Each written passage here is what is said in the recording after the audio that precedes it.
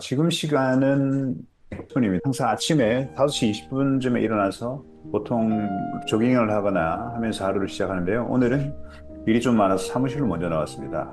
오늘 저희가 알아볼 내용은 이 상속세 절세 사전 플랜 중에서 이제 아버지가 돌아가실 시기가 임박해서 이제 특정 법인에게 증여를 해서 사전 증여를 면피한다든지 하는 행위를 할 수 없는 상황이었습니다.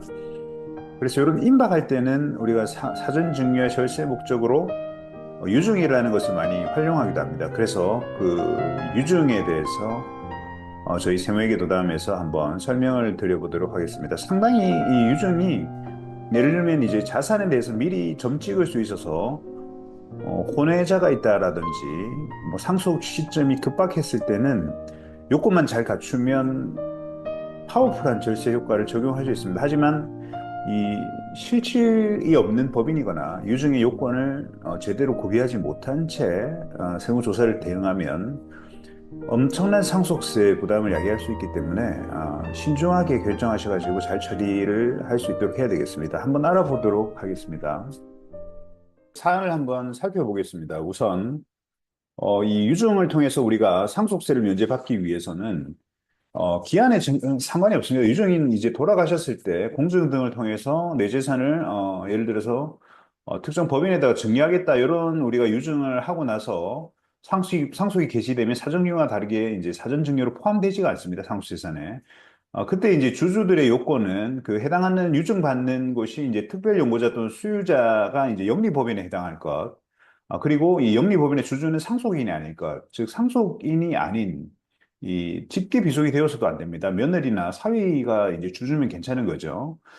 그랬을 때 우리는 이 특별연구자 또는 수유자가 영리법인인 경우에는 그 영리법인이 납부할 상속세를 면제한다라고 돼 있고, 그리고 그 영리법인이 유증받은 재산은 자산 수중이고 법인세가 발생이 됩니다. 따라서 일반적으로 우리가 2억 원 한다면 뭐 9%, 그 이상이면 19% 정도의 법인세만 내고 상속재산에 포함도 되지 않고 상속세를 우리가 부담하지 않을 수 있기 때문에 상당히 파워풀한 절세 전략으로 사용될 수 있습니다. 그리고 나서 이제 나중에 뭐 양도를 했을 때 해당 유증을 받은 영리법인이 부동산을 양도했을 때는 그 실질적으로 이제 상속인의 자본이득에 대해서도 이제 과세는 되지만 만약에 거기에 대해서 우리가 상속세를 부과받았던 주주가 있다면 그 부분만큼은 가산해 주는 거죠. 그래서 아까 말씀드렸다시피 우리가 직계비속이나 상속인이 만약에 이제 주주인 경우에는 우리가 상속세를 과세한다고 했지 않습니까? 그때는 그 해당 영리법인이 상속재산에 대해서 그 상속세를 부담한 상속세에서 이 경우에는 그 영리법인이 받을 재산의 그 법인세가 19%라 하더라도 10% 정도만 빼줍니다. 그렇게 해서 이제 비율을 곱해서 상속세를 부과한다는 거죠. 그래서 제일 중요한 것은 우리가 특수관계자, 그중에서도 이제 상속인이나 직계비속일 경우만 빼고는 이 규정이 적용이 되기 때문에 그 부분 활용하시면 되고, 그리고 이제 이 한번 상황을 보겠습니다. 저희가 이제 경험했던 사례를 보면 우선 아버지가 이제 80세이며 수백 원대 자산을 가진 재산가입니다. 근데 이제 아버지가 돌아가실 날이 얼마 안 남았고 아들은 거기에 대해서 이제 유증을 하기 위해서 며느리를 주주로 이제 설립하고 설립하고 나서 5년이 된 법인을 인수한 겁니다. 왜냐하면 우리가 취득세 중과가 있는 서울에 있는 이제 법인이었기 때문에 5년이 이상이 된 법인을 인수를 하고 임대부동산 50억을 유증을 하는 거죠. 이때 이제 사망을 했을 때, 이 A 법인, 유증을 받은 법인은 이제 50억에 대한 법인세는 한 10억 정도를 부담하였으나, A 법인에 이제 배분된 그 상속세, 즉 23억은 면제를 받는 거죠.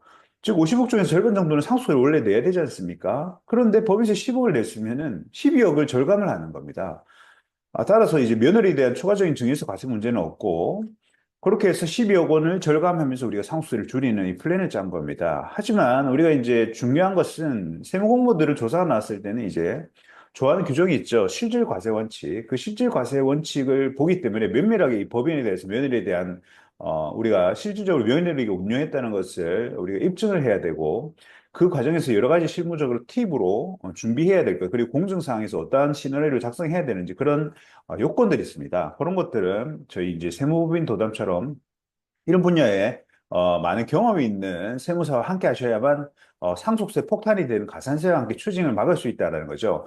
끝으로 이제 유증을 했을 때는 이제 유증과 사인증여의 차이 그리고 이런 부분은 민법적인 개념이기 때문에 제가 이제 포스팅 해놓은 문구를 한번 읽어보시면 될 것 같습니다.